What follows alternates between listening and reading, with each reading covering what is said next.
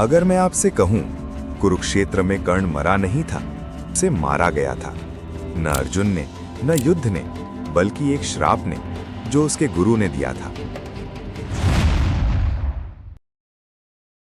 और वो श्राप सिर्फ एक झूठ की सजा नहीं था, वो व्यवस्था की क्रूरता का परिणाम था।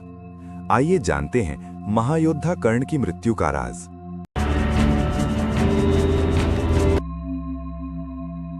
कर्ण का जन्म सूर्य की कृपा से हुआ।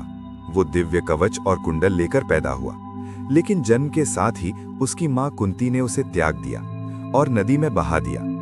नदी ने उस बालक को पहुंचाया सारथी अधिरथ और राधा के घर। उन्होंने उसे अपनाया और कर्ण का पालन पोषण किया।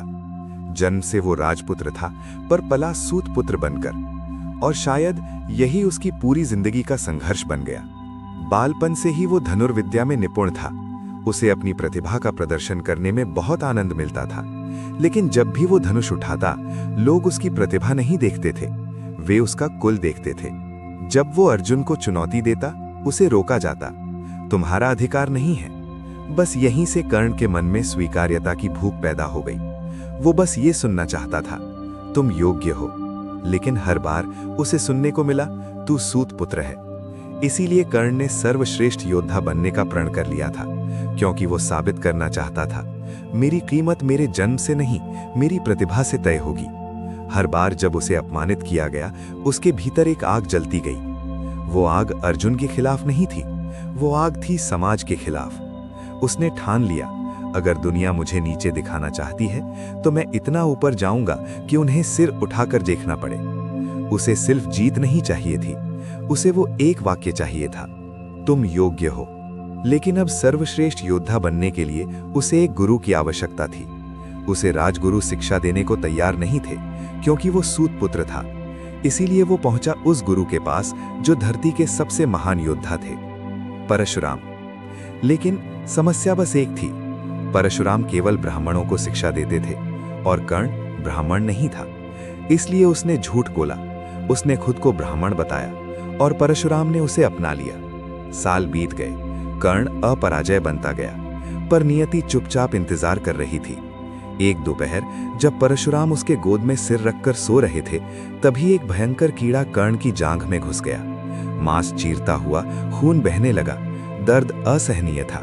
लेकिन कर्ण हिला नहीं, एक बार भी नहीं, क्योंकि अगर वो हिलता तो गुरु की नींद टूट जाती। वो सहता रहा, चुपचाप। जब परशुराम की आंख खुली, उन्होंने खून देखा और समझ गए, कोई ब्राह्मण इतना दर्द सह नहीं सकता। सच्चाई सामने आ गई, झूठ पकड़ा गया, और उसी क्षण परशुराम क्रोधित हो गए और उन्होंने श्राप दिया, जब तुम्हें अपने दिव्य अस्त्रों की सबसे ज्यादा जरूरत होगी, उसी समय तुम उन्हें भूल जाओगे। सोचिए, ये श्राप केवल ज्ञान छीनने का नहीं था, ये श्राप था उसकी पहचान को मिटाने का। सालों बाद कुरुक्षेत्र का मैदान और युद्ध का 17वां दिन। सामने थे अर्जुन, वो युद्ध जिसका इंतजार पूरी दुनिया कर रही थी। अस्त्र टकराए, आकाश कांप उठा। अचानक कर्ण का रथ धरती में धंस गया। कर्ण नीचे उतरता है, रथ निकालने की कोशिश करता है, रथ नहीं निकलता। वो ब्रह्मास्त्र का मंत्र स्मरण करता है, लेकिन मंत्र याद नहीं आता। दिमाग खाली, ज्ञान शून्य। उसी पल परशुराम का श्राप सच हो जाता है। कर्ण अर्जुन से समय मांगता है, कहता है, एक निशस्त्र पर वार करना धर्म और नियमों के खिलाफ है। लेकिन युद्ध में धर्म बचा ही कहां था। कृष्ण अर्जुन को संकेत देते हैं और अगला तीर कर्ण की छाती चीर देता है, और वहीं संसार के महान योद्धा सर्वश्रेष्ठ धनुर्धर की मृत्यु हो जाती है।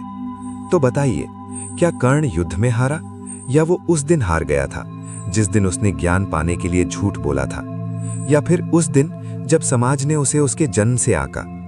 कर्ण की सबसे बड़ी त्रासदी ये नहीं थी कि वो मारा गया, उसकी त्रासदी ये थी कि जब भी वो ऊपर उठने की कोशिश करता, नियति उसे नीचे खींच लेती, बार बार। कर्ण सिर्फ एक योद्धा नहीं था, वो हर उस इंसान की कहानी है जो अपनी प्रतिभा से नहीं, अपने जन्म से आका जाता है। और शायद उसकी मृत्यु युद्ध में नहीं हुई, उसकी मृत्यु उस दिन शुरू हो गई थी जब उसने पहली बार ये सुना, तुम योग्य नहीं हो। तो आप बताइए, क्या सच में कर्ण ने पाप किया था, ज्ञान पाने के लिए झूठ बोलकर, या फिर वो उस व्यवस्था का शिकार था जिसने उसे और उसकी प्रतिभा को कभी स्वीकार ही नहीं किया।